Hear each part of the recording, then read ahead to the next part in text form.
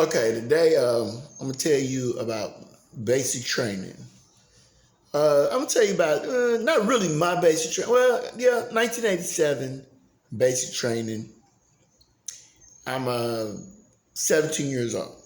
Right, so I'm 17 years old. I don't know what to expect. I left. I graduated. Well, I didn't graduate from high school. I not at this point. I was in high school. I just got out the 11th grade.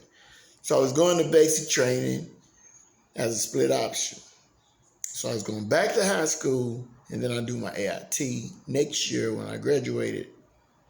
So in 1987, I was 17 years old, and I was going to basic training. So pretty much the only two sports I played organized at this point was basketball and track. Track, I was a sprinter. In basketball, I think the most I've ever ran was like a mile at one time. So, because in the morning we would do like 6-minute miles or something like that. So, I didn't know what to expect, but I knew that you had to pass three things.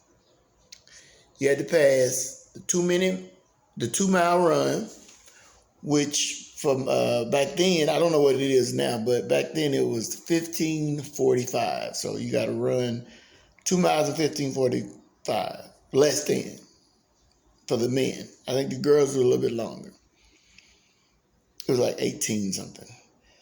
Then you had to do, I think it was 32 push-ups without stopping. Well, 32 push-ups in 2 minutes.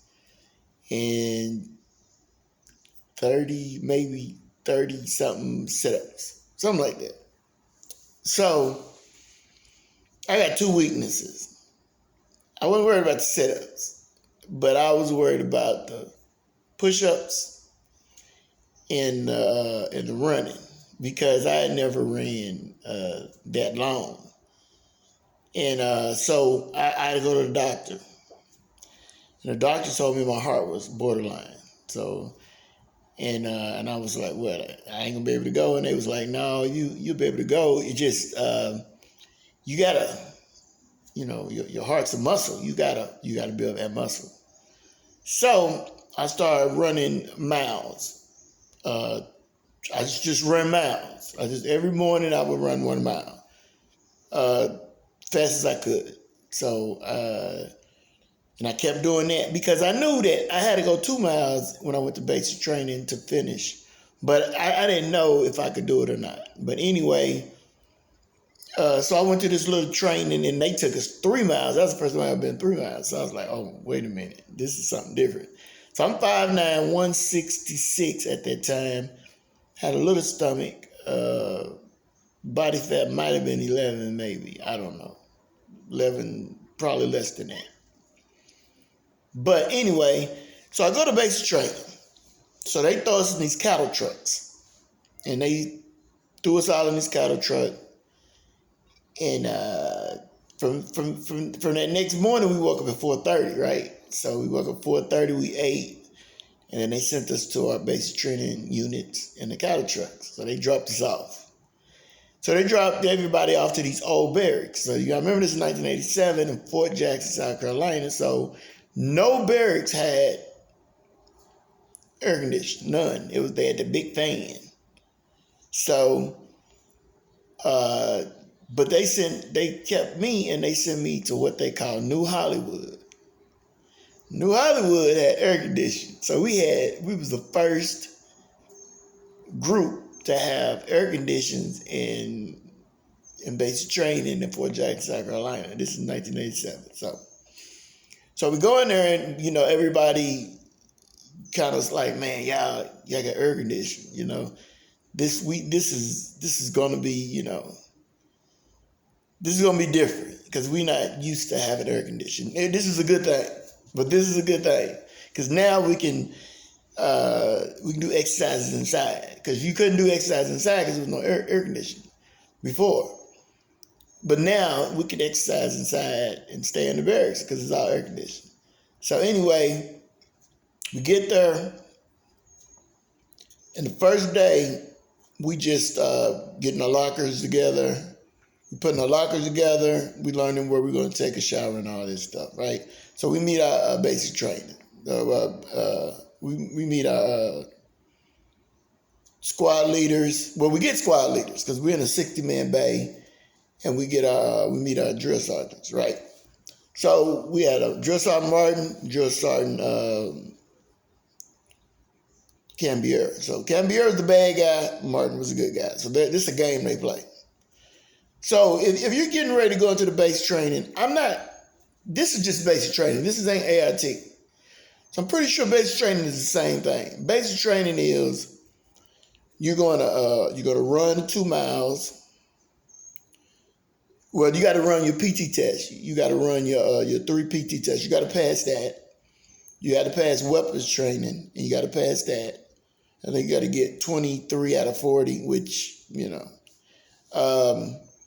and then you got to do 20, life-saving skills out in the field. Because when I went in, this was my whole basic training was based off Vietnam War. So we haven't changed over yet to desert. So you got to remember, when I went in, it was the Vietnam era. So it was totally, and that might be different now because I don't know what they're teaching now as far as that's concerned. But we was doing the gas mask and all that other stuff too. So anyway, the first week we get set up, barracks. They pick squad leaders because it's 60 of us. It's 15 people in a row. We all got lockers, so we know that. So now we know where we're going to take a shower, where we're going to brush our teeth, where we're going to shave, whatever, all that. So anyway, the first day of basic training, bruh, they don't hold back. So they get you down there, ask everybody they want to go sick call, nobody go, boom, we going exercising.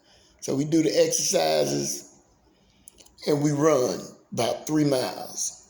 So we come back, we change, we go to breakfast, and we got to do pull-ups. As a matter of fact, we don't change. We just go straight to breakfast. And we got to do pull-ups, about 5 pull-ups before we go on. Some people can do them, some people can't. We go in there and eat.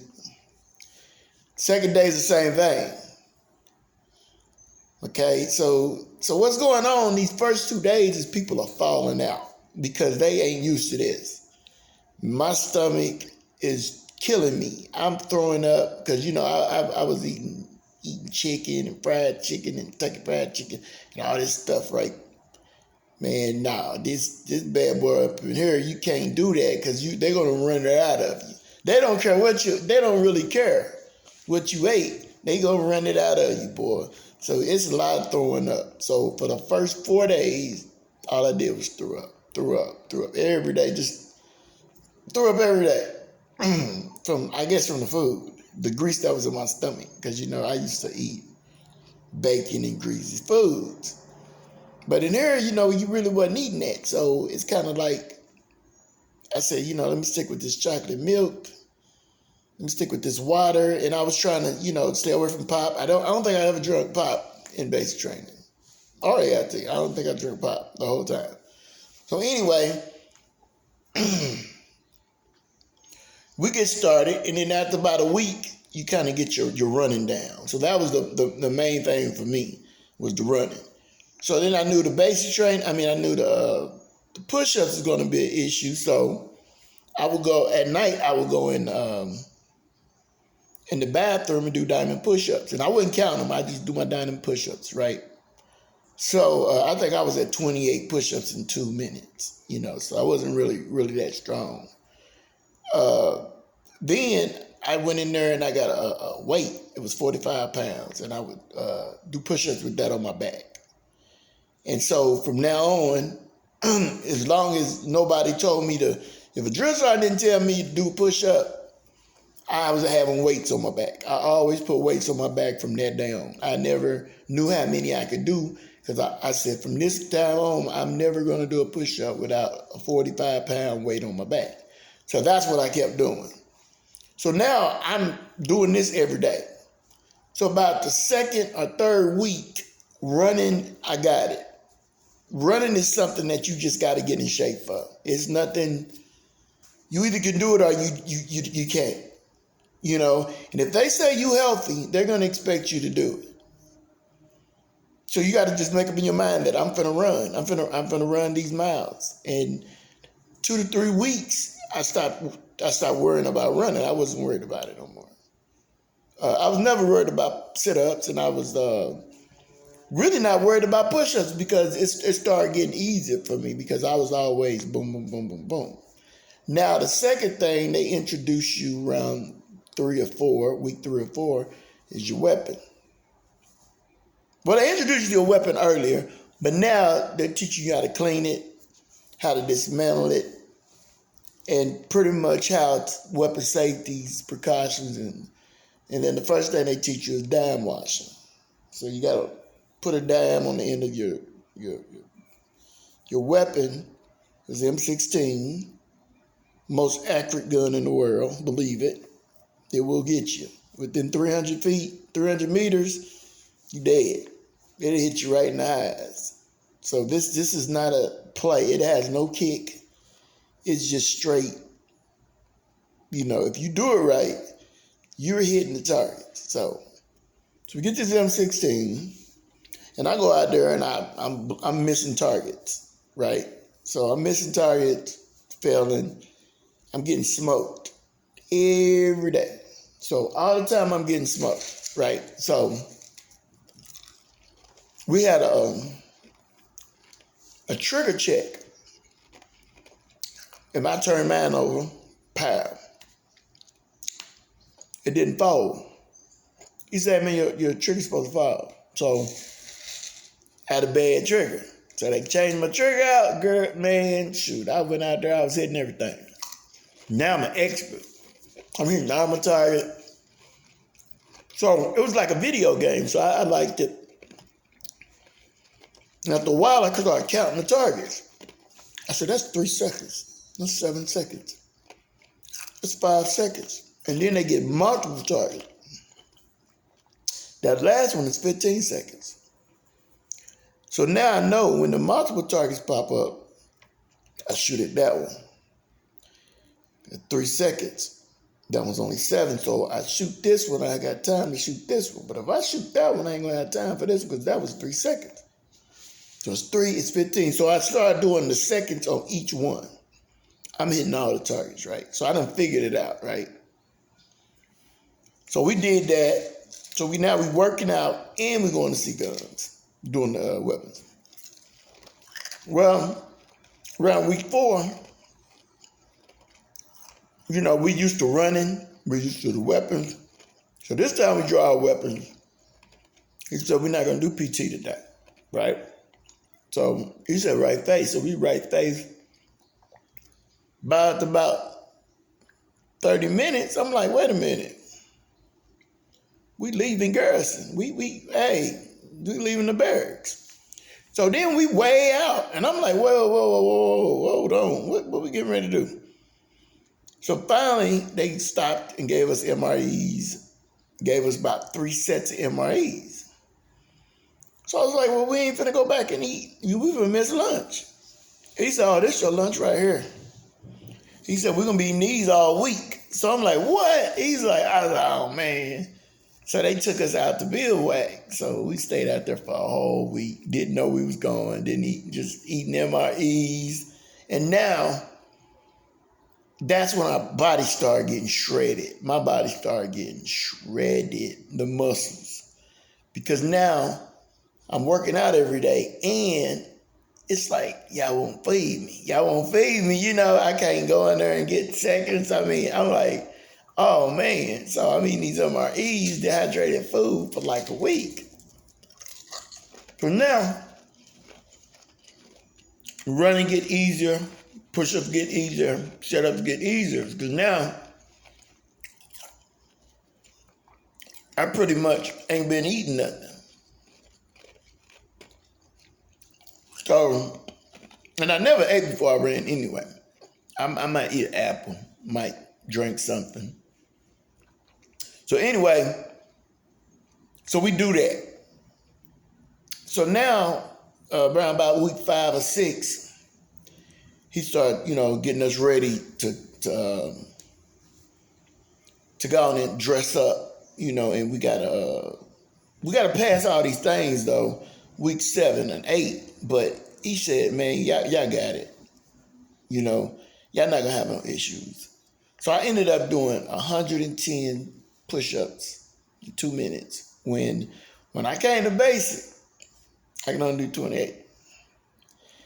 I think I did about 70, 80 sit-ups, and I ran the 2 miles, and maybe it was 13:20 or 13. It was like 13 something, because I've only ran 12 one time. That was in Germany though. So I was a 13-minute guy. I was pretty much all 13 minutes. I look back now and when I run, and I realized that I was a monster back then, because man, it take me about almost 20, 30 minutes to do a mile now. I don't run, I walk. I don't even run. So I was in some tip-top shape. So I left basic training at 5'9", 165. I lost 1 pound, but I was probably 4%, 2%, maybe 2% body fat, 4% body fat. I had no fat on me, period. I was all muscles when I left. And he told us, this is the best shape y'all ever gonna be in y'all life, I didn't get into really the stories, because the stories, that's another video. The stories about basic training. But for those people who are thinking about going to the military, this is a man's decision. This is a personal decision if you want to go into the military or not. I didn't go into the military because I was political. I went into the military because I was 17 and Daddy was trying to kick me out the house, and I felt like, well, man, let me do this on my own. Let me start making my own decisions. So the first decision I made on my own without my father or mother or really talking to anybody was the military. And that's the reason I went in. And for you people that, want to make a choice to go into the military or not to go into the military, it's a sacrifice, because you can't do anything. They watch you 24/7. It's almost like jail. But you're doing a lot of exercising. So, and then afterwards, you get treated pretty good. I can't lie and say we was treated bad after basic. No, we was treated better. AIT was easier.